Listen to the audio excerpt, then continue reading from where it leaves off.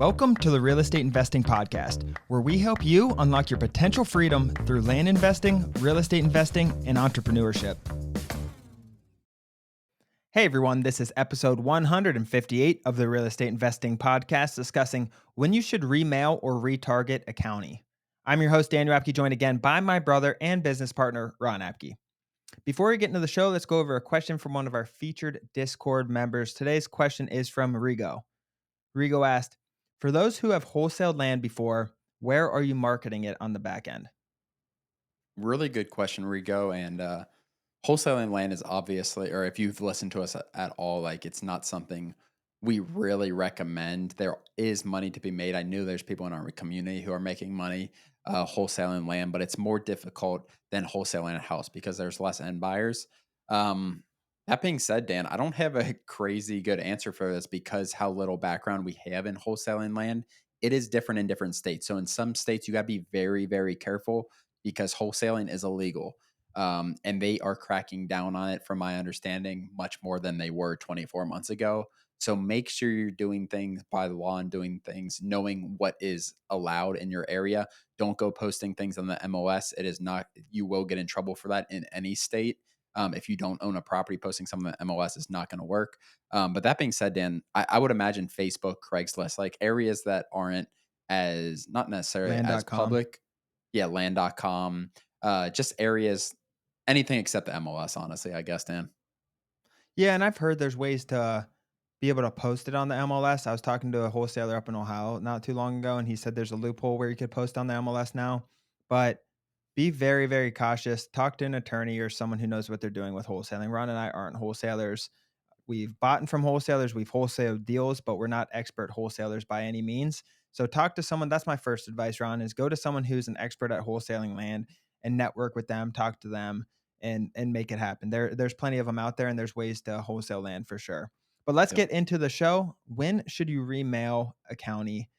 By remail, we're going to talk about retarget and remail in this episode, Ron. And let's talk about just the idea behind remailing. Like historically, send a letter, send a blind offer, and then wait and send another blind offer, Ron. And let's talk about that strategy and how does that work?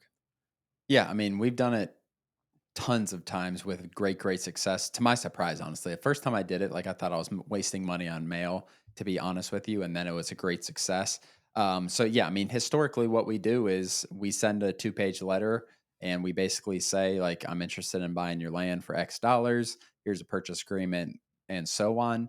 And then the next time I mail it, 3, 6 months later, whatever it is, I tell them like, this is our, we have, I can up my price a little bit. That's what we typically say. I can up my price a little bit. This is the highest we can go on this land. Here's our offer. We initially offered $20,000. I can now do $25,000. Give me a call. Here's a purchase agreement if you're interested. And that's the basis of it, Dan, is giving a little different approach to it, letting them know, being a little persistent with it. You get a lot more calls that second time around, but that's the basis of it. Just retargeting them.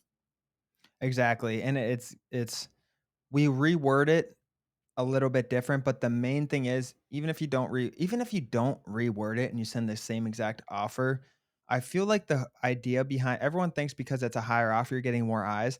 I think it is a little bit of that, but mostly it's getting people who maybe didn't open the letter or people who opened it and at the time they weren't interested. So now it's 3 months later and their house is being foreclosed on and they owe $10,000 of tax to the county of back tax to, property tax to their city or whatever. And it's more about hitting people at different circumstances, I think, Ron, different life circumstances than the actual letter going up.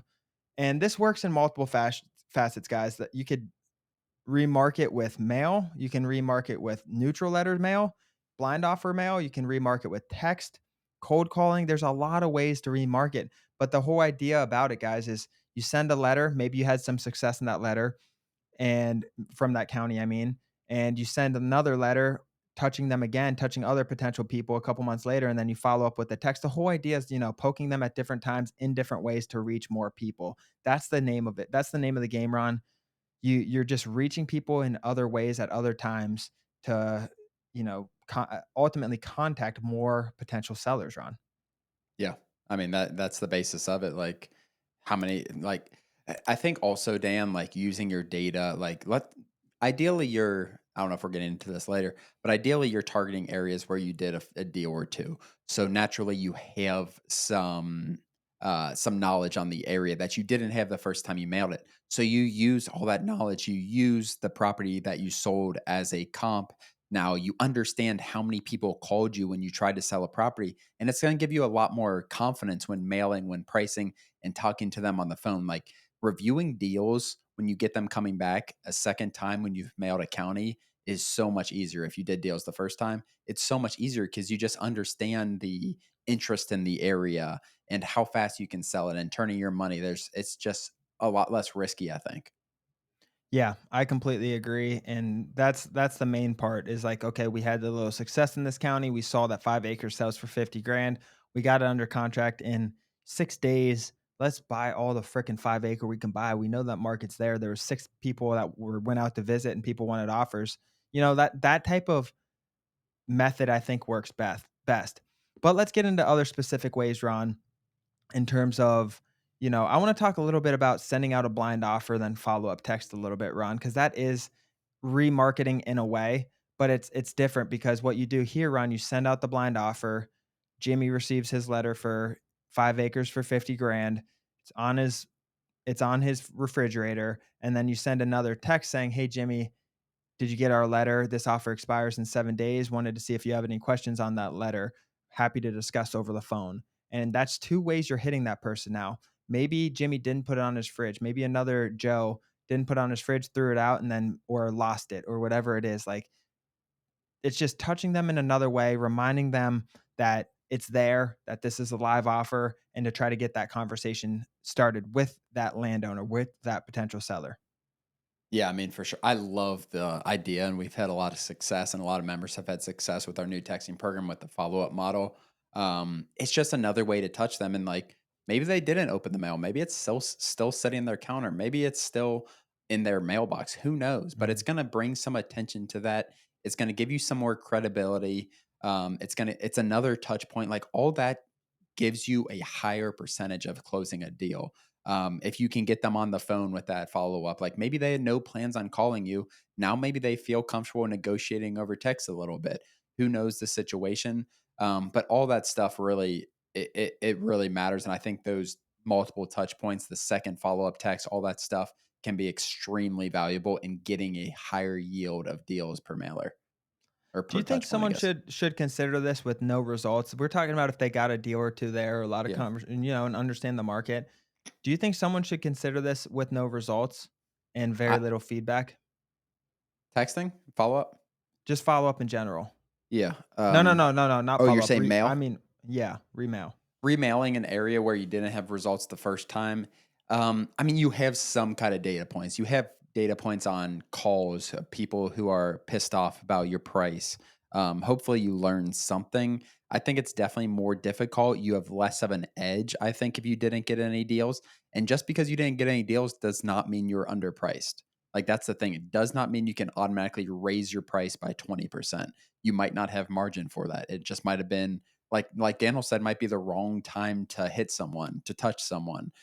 So maybe that second time people are interested. I don't know, Dan. That's a good question. We've done it. We'll get deals, but we always reevaluate pricing. We evaluate the calls that we had in, and that's going to give us a lot of knowledge on how to price, how to send the mail. Yeah, and what I like here specifically, Ron, is if you have that data pooled and you have that data priced, maybe let's just not send mail because it's expensive if you didn't get results. One one other thing you could try if you are sending mail is send a neutral letter and then go based off your price list as well. Neutral letter also gets people to call that wouldn't call before. And we do a lot of neutral letters actually to get that conversation started. And another way besides neutral letter is just to text them. So maybe it's 3 to 6 months later. We're going to treat that as a cold text, not a follow up text. But you have that data. You can just skip trace that data and then text that whole list to try to get some conversation started and use your offers as kind of a reference point on where to start. And that's what we had Anthony do actually, Ron. We told him to use his old list that he had to text. It's a cold. He's like, should I consider this a follow up text or a cold text? And it was like, what, 6 months later or something? We're like, Hmm. definitely treat that as a cold text. They don't remember your letter. And there's going to be a lot of people who didn't even see your letter in there as well. Treat this very, very cold. And he did. And I think he might have wiggled one potential deal out of that. list, Ron. If I don't know if it gone through or not Sure. yet, but I think he got one potential deal, like really good deal out of that cold list as well. So that's another option if mailing's too risky based on zero results. That's what I would do to utilize your data to a better extent, Ron. Absolutely, yeah, I like that a lot, and it's not gonna it doesn't it costs literally just whatever, 8 cents to skip trace or 10 cents, whatever it is, so it's a very cheap way to have another point of contact with them. Yeah, I love all this, like, the more you wanna get conversations started with sellers, like, at the end of the day, that's what we're doing, managing the data behind it is an important thing, but we need to get more conversations with sellers, and if you can get those conversations going, like I talked about, in areas you feel comfortable with, and that's what Anthony's situation was. He did 3 or 4 deals in a county, killed it, made $50,000, whatever it is, and, like, now he's following up with cold text, and, like, he knows what he can sell properties for, so it's very advantageous for him to attack that market even more. How much time before sending another piece of mail to someone, Ron? What's the general wait time? I 3 months is absolute minimum in my eyes because you'll still get deals. You'll still get calls 2, 3 months, and, like, if you're raising the price and then you're competing with yourself, your first mailer almost. So you want to, like, it has to be where that mailer maybe some are still on the counter and everything like that, but a lot of them are already in the garbage, and now we're like, "Okay, we're hitting you with, 10% price increase that we can offer." I like closer to 4 to 6 months, I think, Dan, to give it some time from that first mailer to, like you said, a life situation might have come up 2 months after mail. They threw your mailer away. Okay, they get another one, and it just gives a little more time for deals to happen, in my opinion. I think 3 months minimum too, especially if you're raising the price. But I do like Ron. I want you to talk about this a little bit because I was the only one who said something on the neutral letters because Mhm. I do like that in terms of just grasping people who maybe didn't call based on your letter or whatever it is. Like, what's your overall opinion on neutral letters for a follow up? I mean, it's time intensive because the number of calls you're getting. So if you send 2,000 blind offers, you might get 20 to 30 calls. If you send 2,000 neutral letters, you might get 150 calls, 170, whatever it is. You're going to get a significant amount of call increases.